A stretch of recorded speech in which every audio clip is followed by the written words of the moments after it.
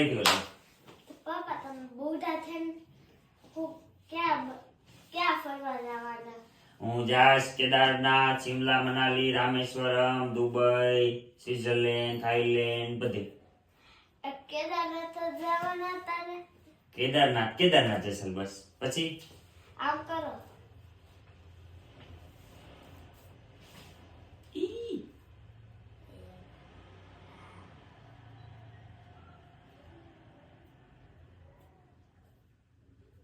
સૌથી વધારે કેમાં દીધું? આમાં